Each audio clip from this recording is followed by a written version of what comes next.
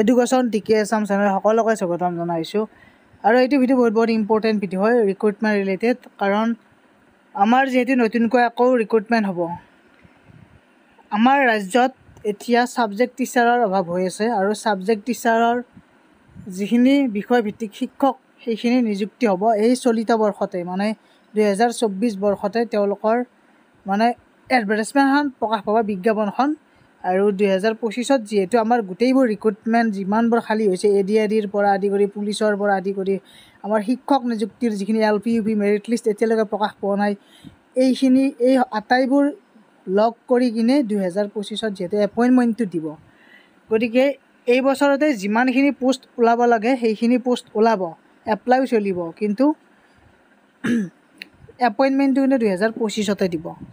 গতিকে আজি এইটো এটা গুড নিউজ দিছে আৰু ইতিমধ্যে প্ৰস্তুত হৈছে ছাৰ্ভিচ ৰুল নতুন নিযুক্তি প্ৰক্ৰিয়াক লৈ শিক্ষামন্ত্ৰীয়ে ঘোষণা কৰিছে এইখিনি কথা শ্বেয়াৰ কৰি দিব আৰু এটা কথা ক'ব বিচাৰিছোঁ মেৰিট লিষ্ট সম্পৰ্কে বহুতে কুৱেশ্যন কৰি থাকে মেৰিট লিষ্ট কেতিয়া প্ৰকাশ হ'ব তাৰে ওপৰত এটা মই ভিডিঅ' বনাম বাৰু কিন্তু মেৰিট লিষ্টটো অতি সোনকালে প্ৰকাশ পাব ইতিমধ্যে গোটেইখিনি ভেৰিফিকেশ্যন যিটো আমাৰ অনলাইন ভেৰিফিকেশ্যন হৈয়ে থাকে যিহেতু সেইটো বাৰু হৈয়ে গৈছে এতিয়া জাষ্ট মেৰিট লিষ্ট কেইখন প্ৰথম প্ৰভিজনেল মেৰিট লিষ্ট প্ৰকাশ পাব বাকী আছে গতিকে সেইখিনি ওলাব অতি সোনকালে কাৰণ ADRE পৰীক্ষাও আহি আছে আৰু ইফালে ট্ৰেন্সফাৰৰ কাম চলি আছিল যিহেতু শিক্ষক নিযুক্তিৰ শিক্ষকৰ যিটো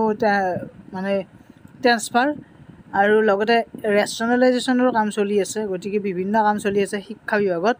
গতিকে গোটেইবোৰ ষ্টেপ বাই ষ্টেপ এটা এটাকৈ ফিনিছ কৰিব গতিকে ভিডিঅ'টোত এইখিনি আছিল সকলোৱে শ্বেয়াৰ কৰি দিয়ক আগন্তুক কিবা আপডেট আহিলে জনাই দিম বাৰু আজিলৈ ইমানেই ধন্যবাদ থেংক ইউ